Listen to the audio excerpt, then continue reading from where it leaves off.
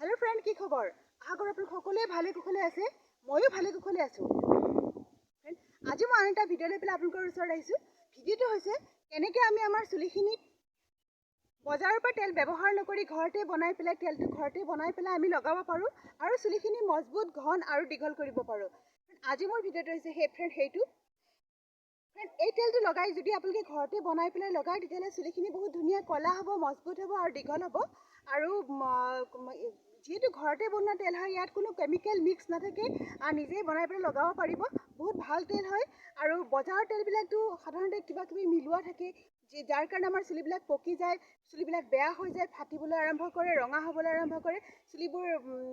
অতি সোনকালে পকি যায় কিন্তু ঘৰতে যদি আপোনালোকে বনাই পেলাই লগায় তেতিয়াহ'লে বহুত ভাল বেনিফিট আপোনালোকে পাব ৰেগুলাৰ যদি ইউজ কৰে এটা ভাল ফল পাব আৰু চুলিখিনি লাহে লাহে পকিবলৈ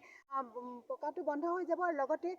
চুলি সৰাটোও বন্ধ হৈ যাব আৰু চুলিবিলাক বহুত ঘন আৰু মজবুত হ'ব তেনেহ'লে ফ্ৰেন্ড আহক দেৰি নকৰি ভিডিওটো ষ্টাৰ্ট কৰোঁ ফ্ৰেন্ড ভিডিওটো ষ্টাৰ্ট কৰাৰ আগতে মোৰ আপোনালোকৰ ওচৰত ৰিকুৱেষ্ট যদি মোৰ ভিডিওটো চাই পেলাই ভাল পায় তেতিয়াহ'লে প্লিজ এটা ছাবস্ক্ৰাইব কৰি দিব লাইক কৰিব আৰু কমেণ্ট কৰিব কাৰণে নাপাহৰিব তেনেহ'লে আহক ফ্ৰেন্ড দেৰি নকৰি ভিডিওটো ষ্টাৰ্ট কৰোঁ হেয়াৰ তেলটোৰ কাৰণে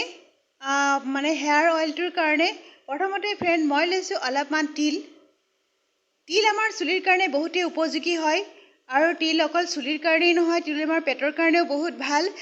তিল যদি আমি মূৰত লগাওঁ তেতিয়াহ'লে চুলিখিনি বহুত ঘন ধুনীয়া কলা দীঘল হৈ যায় চুলিখিনি বহুত ভাল হয় আৰু এইটো একদম নেচাৰেল হয় ইয়াত কোনো আৰ্টিফিচিয়েল বস্তু নাথাকে ইয়াত আমি তিলটো কমপ্লিট নেচাৰেল হয় আৰু এইটো আমি যদি ভালদৰে ব্যৱহাৰ কৰি থাকোঁ ৰেগুলাৰ ইউজ কৰি থাকোঁ তেতিয়াহ'লে আমি এটা বহুত ভাল ৰিজাল্ট আমি ইয়াৰ পৰা পাওঁ গতিকে সেইকাৰণে মই প্ৰথমতে তিলটো ল'লোঁ ফ্ৰেন্ড তিলটো যদি আপোনালোকে যেতিয়া লয় তেতিয়ালৈকে আপোনালোকে যদি ইচ্ছা কৰে তেতিয়াহ'লে অলপমান মানে গুড়াও কৰি ল'ব পাৰে একেবাৰে গুড়া নকৰিব অলপমান আধা গুড়া কৰি পেলাই আপোনালোকে ল'ব পাৰে আৰু নহ'লে যদি গুড়া নকৰে তেতিয়াহ'লে গোটা কৰিও তিলটো আপোনালোকে ল'ব পাৰে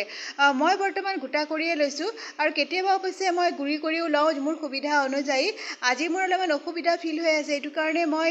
গোটা কৰিয়ে তিলটো ল'লোঁ আপোনালোকে ইচ্ছা কৰিলে অলপমান গুড়ি কৰিও ল'ব পাৰে কিন্তু কমপ্লিট গুড়ি কৰি নিদিব অলপমান আধা কৰি গুড়ি কৰিলে বেছিকৈ ভাল হয় তো তিলৰ তেল বহুতেই আমাৰ কাৰণে উপযোগী হয় বহুতেই চুলিৰ কাৰণে উপযোগী হয় এবাৰ লগাই পেলাই চাব এতিয়া মই ল'ম এতিয়া মই এটা লৈছোঁ কেৰাহী আপোনালোকে ঘৰত যদি থাকে এটা লোহা কেৰাহী ল'ব আৰু যদি লোহা কেৰাহী নাথাকে তেতিয়াহ'লে আপোনালোকে যিকোনো কেৰাহী ল'ব পাৰে এতিয়া মই ইয়াতে দিম অলপমান তেল তেল আপোনালোকৰ মন পচন্দৰ মতে দিব পাৰে আপোনালোকৰ যিটো তেল ভাল লাগে আৰু মই এতিয়া বৰ্তমান দিছোঁ নাৰিকলৰ তেল আপোনালোকে ইচ্ছা কৰিলে মিঠাতেলো দিব পাৰে কিন্তু মিঠাতেল এতিয়া বহুত গৰমৰ দিনত মিঠাতেল বেছি গৰম লাগে সেইকাৰণে মই মিঠাতেল নাই দিয়া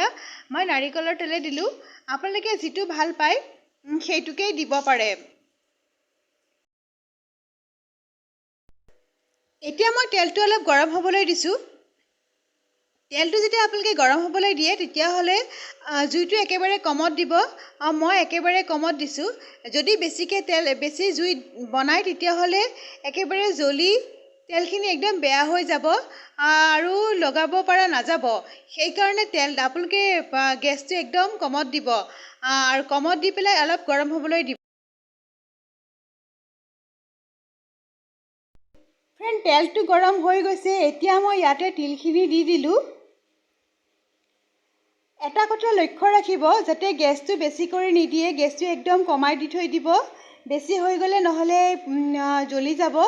আৰু জ্বলি গ'লে গোটেই তেলখিনিয়ে বেয়া হৈ যাব লগাব পৰা নাযাব সেইকাৰণে গেছটো একেবাৰে কমত দি পেলাই লৰাই থাকিব যেতিয়ালৈকে নহয় তেতিয়ালৈকে লাহে লাহে লৰাই থাকিব মই লৰাই আছোঁ তেলটো এতিয়া হ'বলৈ আৰম্ভ কৰিছে আৰু চাওক অকণ কৰি উতলি আছে আৰু তিলৰ কালাৰটো তেলত আহি গৈছে তিলৰ যিটো ৰস হয় সেইটো তেলত আহি গৈছে মই এতিয়া আৰু অলপ সময় উতলিবলৈ দি গৰম হ'বলৈ দিয়াৰ পিছত নমাই দিম আৰু মই আপোনালোকক লগাই পেলাই দেখুৱাম ফ্ৰেণ্ড আপোনালোকে ভিডিঅ'টো কমপ্লিট কৰি পেলাই চাব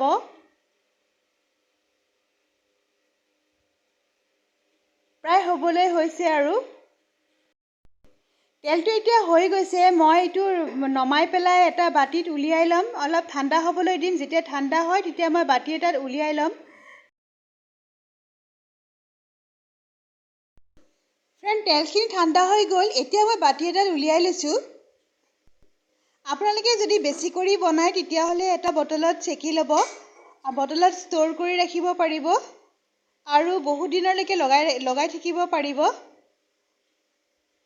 মই দেখাই নিদিলে ভিডিঅ'টো বহুত দীঘল হৈ যাব সেইটো কাৰণে আপোনালোকে নিজেই এখন কাপোৰেৰে নহ'লে এখন চাকনিৰে ভালদৰে চেকি ল'ব চেকি পেলাই বটল এটাত ভৰাই দিব আৰু যদি কম কৰি বনায় তেতিয়াহ'লে এনেকৈ থৈ পেলাই লগাব পাৰে তেতিয়া তেনেকৈ লগালেও হ'ব কিন্তু যদি বেছি কৰি বনায় তেতিয়াহ'লে এটা বটলত থৈ পেলাই বটলত ষ্ট'ৰ কৰি পেলাই বহুত দিনলৈকে লগাব পাৰে বহুত ভাল তেল হয় বহুত মানে বহুত ফাইদা আছে ইয়াৰ চাওক কি ধুনীয়া কৰি কালাৰ এটা উঠিছে কি ধুনীয়া কালাৰ তিলৰ কালাৰটো তেলত আহি গৈছে বহুত উপযোগী হয় আমাৰ চুলিৰ কাৰণে আৰু তিলটোতো আমাৰ এনেও মানে আমাৰ এনেও স্বাস্থ্যৰ কাৰণেও বহুত ভাল পেটৰ কাৰণেও বহুত ভাল যদি খালেও আমাৰ চুলিৰ কলা হয় ভাল হয় এনেকৈ আপোনালোকে ৰেগুলাৰ আপোনালোকে বনাব পাৰে বহুত ভাল হয় আৰু মই এতিয়া ফ্ৰেণ্ড আপোনালোকক লগাই পেলাই দেখাই আছোঁ আপোনালোকে ভিডিঅ'টো কমপ্লিট কৰি চাব বুলি আশা কৰিলোঁ মই এতিয়া আপোনালোকক লগাই পেলাই দেখাই আছোঁ আপোনালোকে যেতিয়া তেলটো লগায় তেতিয়া ভালদৰে মাছাজ কৰি কৰি লগাব যাতে চুলিৰ গুৰলৈকে সোমাই যায় ভাল কৰি মাছাজ কৰি 10-15 মিনিটমান সময় মাছাজ কৰিব তাৰপিছত অলপ দেৰি থাকিব দিব পাৰিলে ৰাতি লগাই ৰাতিপুৱালৈকে থাকিবলৈ দিব চাওক ফ্ৰেণ্ড মই গোটেই মূৰটোত লগাই দিছোঁ আপোনালোকে এনেকৈ সপ্তাহত 2 দিন 3 দিন বা সপ্তাহত এদিন কৰি ৰেগুলাৰ ইউজ কৰিব তেতিয়া এটা ভাল ফল পাব